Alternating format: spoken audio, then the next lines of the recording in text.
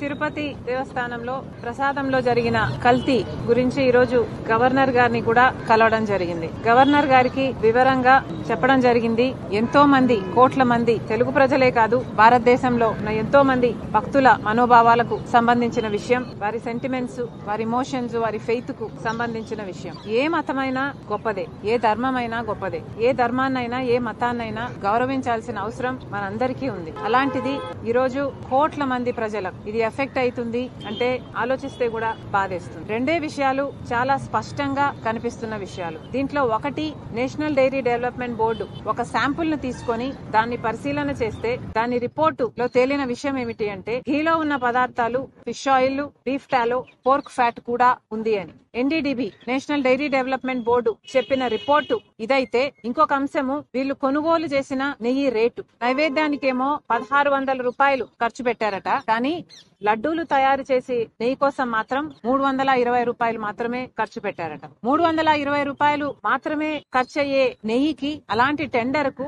వీళ్ళు ఓకే చెప్పడం అంటే, అవి కూడా పక్కన నైవేద్యానికి వాడే నెయ్యి 1600కు ఓకే చెప్పి మరి 320 రూపాయలకే వాళ్ళు సప్లై చేస్తున్నది నెయ్య, నూనె, నీళ్ల, క్రూడ్ ఆయిల్ ఏమి సప్లై చేస్తున్నారు అన్న కనీసం ఇంగితం లేకుండా ఆ టెండర్లు ఓకే అయిపోయాయి, ఆ సప్లై మొదలైపోయింది. దాంట్లోనే అర్థమైపోతుంది ఏదో తప్పు జరిగింది అని. ఈ రెండు విషయాలు ఇంత స్పష్టంగా కనిపిస్తున్నాయి. ఒకటి, నేషనల్ డైరీ డెవలప్మెంట్ బోర్డు ఇచ్చిన రిపోర్ట్ లో ఉన్న కల్తీ, ఇంకొకటి వాళ్ళు సప్లై చేస్తున్న నెయ్యి కాస్ట్. ఈ రెండు విషయాలు పరిశీలన చేస్తే తప్పు జరిగింది అన్న విషయం స్పష్టం అవుతుంది. కానీ జగన్మోహన్ రెడ్డి గారి ప్రభుత్వంలో ఏ సప్లయర్లనైతే వాళ్ళు చూస్ చేశారో, ఏ టెండర్లనైతే వాళ్ళు ఓకే చేశారో, అవే టెండర్లు, అవే సప్లయర్లు ఇచ్చిన శాంపుల్స్ ప్రకారం వచ్చిన రిపోర్టు వల్ల ఇది తప్పు అని తెలిస్తే, మరి చంద్రబాబు గారు ఈ విషయం తెలిసింది 23 జూలై అయితే దాదాపు 2 నెలల పాటు ఎందుకు ప్రజలకు చెప్పలేదు అన్నది అర్థం కాని విషయం. కాబట్టి ఇది భక్తికి సంబంధించిన విషయం కాబట్టి, ఇది రాజకీయాలకు అతీతంగా చూడాల్సిన అవసరం ఉంది కాబట్టి,